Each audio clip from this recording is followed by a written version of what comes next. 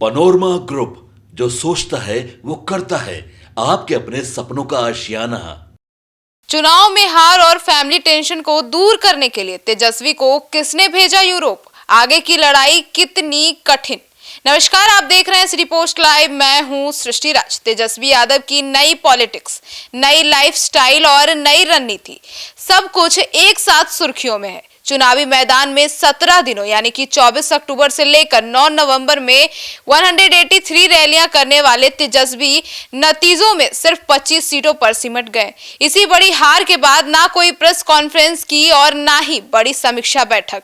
कुछ दिन बाद एक दिन पार्टी की रिव्यू मीटिंग की, उसमें भी विधायक दल का नेता चुन लिया। इसके बाद फिर चुप्पी साध ली। घर से तब निकले यानी कि 1 दिसंबर को, जब विधानसभा में शपथ लेनी थी। शपथ ली, अगले दिन स्पीकर के चुनाव पर धन्यवाद भाषण दिया और यूरोप की फ्लाइट ले ली। आइए विस्तार में जानते हैं तेजस्वी यादव विदेश क्यों चले गए। इसके बारे में chief editor Shrikant Pratyush sir से। सर, तेजस्वी यादव विदेश क्यों गए? देखिए, तेजस्वी यादव विदेश गए हैं तो उसको लेकर कोई सवाल क्यों उठाएगा, लेकिन ऐसे समय पर गए हैं जिसको लेकर सवाल उठ रहा है।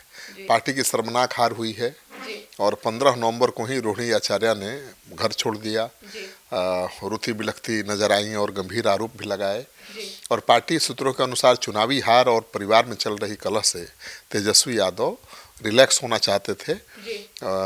धुआंधार चुनाव प्रचार के बाद आराम और परिवार को सुकून का समय देने की ज़रूरत महसूस हो रही थी उनको। इसके चलते तेजस्वी यादव विदेश गए होंगे।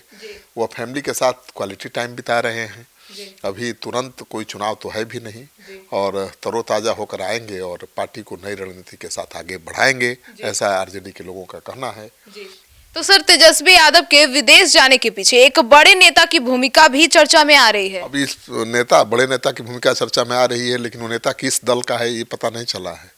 चुनाव से पहले तेजस्वी यादव ने 2 एजेंसियों से सर्वे कराए थे उम्मीदवारों को लेकर और इसके डाटा के एनालिसिस के अनुसार टिकट बांटना था, ठीक है। लेकिन तेजस्वी नेताओं के साथ मीटिंग में जब बैठे तो उनके हाथ में बीजेपी की एजेंसी द्वारा किए गए सर्वे की कॉपी थी, रिपोर्ट थी।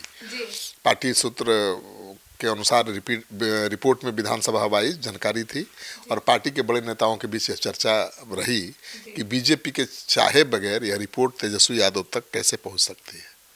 तो बीजेपी के सर्वे रिपोर्ट तेजस्वी यादव तक कैसे पहुंचेगी भाई? बीजेपी ने खुद उपलब्ध कराया है और उसके हिसाब से इन्होंने उम्मीदवार तय किया है। आरजेडी में भी चर्चा चल रही है। सर, लेकिन वो सेगेन का वीजा लेकर तेजस्वी यूरोप गए हैं। देखिए, शेंगेन वीज़ा जो होता है ना, उसका बहुत खास मतलब होता है। तेजस्वी यादव ये वीज़ा लेकर यूरोप गए हैं। यह वीज़ा यूरोप के 29 देशों में बिना किसी अलग अलग इमिग्रेशन चेक के फ्री मूवमेंट की आज़ादी देता है। तो यह शॉर्ट स्टे वीज़ा है और शेंगेन जोन में France, Italy, Germany, Spain, Netherlands, Switzerland, Belgium, Australia जैसे 29 देश आते हैं। तो बार बार उनको अब माइग्रेशन के लिए चक्कर नहीं लगाना पड़ेगा। इसमें स्विट्जरलैंड को दुनिया का, आप जानती हैं, सबसे खूबसूरत देश माना जाता है और शेंगेन वीज़ा के 4 तरह के काम के लिए मिलता है या लिया जाता है। घूमने के लिए टूरिस्ट वीज़ा, बिजनेस मीटिंग के लिए, परिवार या दोस्तों से मिलना और यूरोप होकर आगे दूसरे देशों में घूमना जाना। तो तेजस्वी यादव घूमने के लिए यूरोप गए हैं और कहा जा रहा है कि 4 जनवरी के बाद ही भारत लौटेंगे। तो तेजस्वी यादव के इस समय, मतलब विधानसभा सत्र के दौरान, विदेश यात्रा जाने को लेकर सवाल उठ रहा है। ऐसे विदेश यात्रा पर जाते तो कौन सवाल उठाता? विधानसभा सत्र के बाद जाते तो कोई सवाल नहीं उठता, लेकिन सत्र छोड़कर जाना ये उनको विवाद में डाल रहा है। सर, तो ऐसा खबर भी आ रहा है कि पत्नी संग यूरोप गए हैं, वे न्यू ईयर सेलिब्रेट करने गए हैं। देखिए, तेजस्वी यादव की पत्नी रेचल गोडिन हो, अब जिनका नाम राजश्री यादव हो गया है, ईसाई धर्म से आती हैं और 25 दिसंबर को क्रिसमस है। क्रिसमस और न्यू ईयर का सेलिब्रेशन यूरोप में सबसे ज़्यादा शानदार रूप से मनाया जाता है, स्विट्जरलैंड में खास तौर पर। बिल्कुल।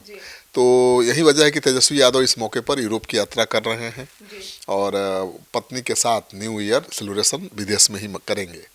भारत से यूरोप घूमने जाने वालों का मुख्य आकर्षण स्विट्जरलैंड तो होता ही है, जैसा कि आपने कहा, आपका भी है लगता है। आल्प्स पहाड़ पर बने इस देश में सुंदर पहाड़ और घाटियां हैं और उसे देखने लोग जाते हैं। यह फिल्मी दुनिया के लोगों की सबसे पसंदीदा जगह है। और इसके अलावा तेजस्वी परिवार के साथ पेरिस, रोम, वेनिस, फ्लोरेंस, एथेंस जैसे शहरों की भी सैर कर सकते हैं। तब तेजस्वी यादव इतने लंबे समय के लिए गए हैं विदेश परिवार के साथ, तो घूम फिर कर आएंगे।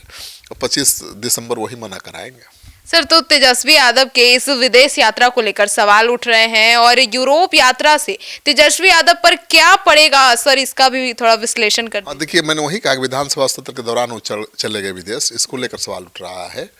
और उनके काम करने के तरीकों को लेकर सवाल सत्ताधारी दल के तो लोग उठा ही रहे हैं, विपक्ष के उनकी पार्टी के लोग भी उठा रहे हैं। उनकी छवि भी बिगड़ रही है। हाँ, छवि तो बिगड़ेगी, क्योंकि आप नेता प्रतिपक्ष हैं और विधानसभा का सत्र छोड़कर आप चले जाएंगे विदेश, तो उंगलियां उठेंगी। विधानसभा का शीतकालीन सत्र 5 दिसंबर तक चला, आपको पता है। तेजस्वी इसके बाद भी जा सकते थे, लेकिन 3 दिसंबर को ही विदेश निकल गए। कांग्रेस नेता राहुल गांधी भी चुनाव हारने के बाद विदेश यात्रा करते रहते हैं, या इस बार भी कर चुके हैं। विरोधी तेजस्वी को राहुल के साथ जोड़ते हुए नॉन सीरियस नेता बता रहे हैं, कह रहे हैं कि राहुल गांधी का संगत का असर है। तो राहुल बिहार चुनाव से पहले दक्षिण अफ्रीका के 4 देशों की यात्रा करके लौटे थे। और 2023 में मध्य प्रदेश, राजस्थान और छत्तीसगढ़ के चुनाव में कांग्रेस की हार के बाद भी वो विदेश चले गए थे। तो 2019 में सीसीए के खिलाफ विरोध प्रदर्शन के वक्त कांग्रेस नेता राहुल गांधी दक्षिण कोरिया चले गए थे। तो ऐसे कई उदाहरण हैं और उनसे तेजस्वी यादव की तुलना की जा रही है। सर, तो तेजस्वी यादव के लीडरशिप पर भी सवाल उठ रहा है और गठबंधन भी बिखर सकता है, ऐसे कई कयास भी लगाए। अभी तो कांग्रेस के नेताओं के जिस तरह के बयान आ रहे हैं, आरजेडी के प्रदेश अध्यक्ष का जिस तरह से तल्ख तेवर सामने आया है, उससे तो लगता है कि महागठबंधन खतरे में है। महागठबंधन ने तेजस्वी के नेतृत्व में चुनाव लड़ा और हार हुई है। ऐसे में विदेश जाकर तेजस्वी ने एक तरह से गैर जिम्मेदाराना काम किया है। तेजस्वी को महागठबंधन का मनोबल बढ़ाना चाहिए था, लेकिन विदेश चले गए। आरजेडी को दूसरी बार ऐसी परिस्थिति का सामना करना पड़ा है। 2010 में आरजेडी को सिर्फ 22 सीटें मिली थी। लालू ने जेल से ही पार्टी को एकजुट रखा और चुनाव में मिली हार, और इसके बाद तेजस्वी यादव जिस तरह जनता के बीच जाने से बच रहे हैं, इससे उनके नेतृत्व को लेकर सवाल तो उठ ही रहा है। तो सर, ऐसे में कई सवाल भी उठ रहे थे और अब रिजल्ट आने के बाद से ही तेजस्वी यादव ने अब तक कोई प्रेस कॉन्फ्रेंस भी नहीं किया था। देखिए, सार्वजनिक जगहों पर भी दिखाई नहीं दिए हैं, प्रेस कॉन्फ्रेंस भी नहीं किया है। और आपने पूछा कि इसका गठबंधन पर क्या असर पड़ेगा, तो कांग्रेस के प्रदेश अध्यक्ष राजेश राम तो कह चुके हैं कि आरजेडी से उनका गठबंधन चुनाव तक के लिए था, मतलब कोई गठबंधन नहीं है। कांग्रेस एकला चलो की राह पर है और लेफ्ट की पार्टियां सीपीआई, सीपीआईएम और सीपीआईएमएल चुनाव के रिजल्ट के बाद नए सिरे से गठबंधन पर विचार कर सकती हैं। ये पार्टियां अभी बीजेपी को रोकने के लिए तेजस्वी के साथ हैं। अगर आगे उनको लगेगा कि कोई दूसरी पार्टी यह काम कर सकती है, मतलब कांग्रेस कर सकती है, तो उसके साथ भी वो जा सकते हैं।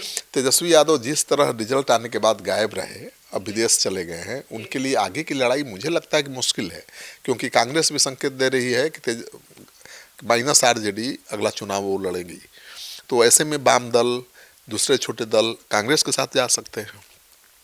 कांग्रेस का जनसुराज के साथ भी अलायंस हो सकता है। तो मुझे लगता है कि तेजस्वी यादव को मुश्किल बढ़ने वाली है। सर, तो इसीलिए ये तेजस्वी यादव की आलोचना की जा रही है। हाँ, तो आलोचना तो विपक्ष तो मजा, सत्ताधारी दल के नेता तो मजा ले ही रहे हैं। अब उनकी पार्टी के नेता भी तो सवाल खड़े कर रहे हैं। देखिए, साफ दिख रहा है कि उन्होंने हार से सबक नहीं ली है, आत्मविश्वास खो चुके हैं। जब बिहार को जरूरत पड़ी, तेजस्वी यादव गायब थे। तेजस्वी को कम से कम विधानसभा सत्र में पूरी तरह से मौजूद रहना चाहिए था, और इसके बाद विदेश हो जा सकते थे। विदेश जाने पर कौन सवाल उठा सकता है, उनकी निजी यात्रा है, वो कहीं भी जा सकते हैं।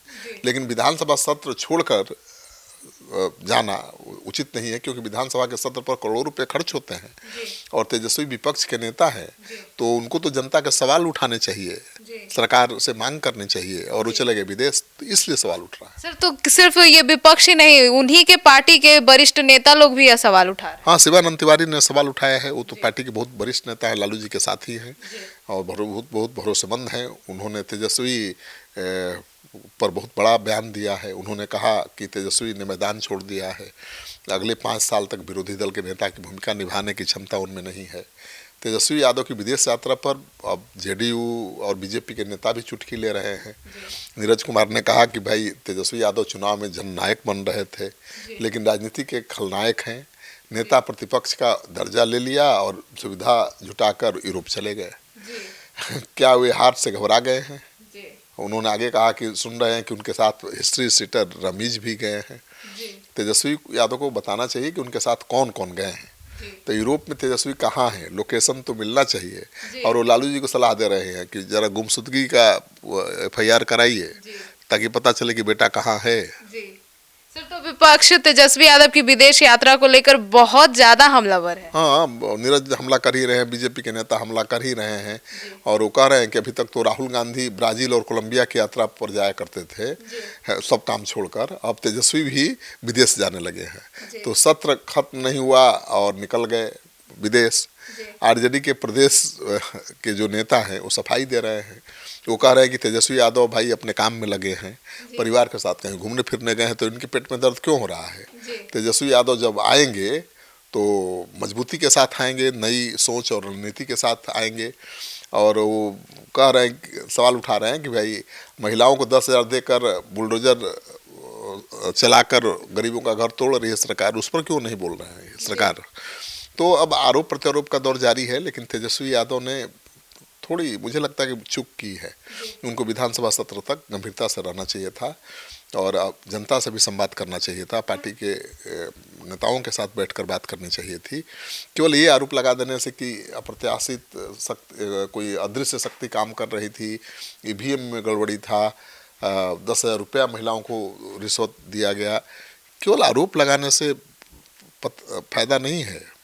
सही हार के सही कारणों को जानना जरूरी है और वो काम कर नहीं रहे हैं, इससे सवाल उठ रहा है। तो सुना आपने हमारे इस डिबेट को, तो अब आप कितनी सहमति रखते हैं chief editor Shrikant Pratyush sir से? अपनी राय कमेंट सेक्शन में जरूर बताइएगा। धन्यवाद।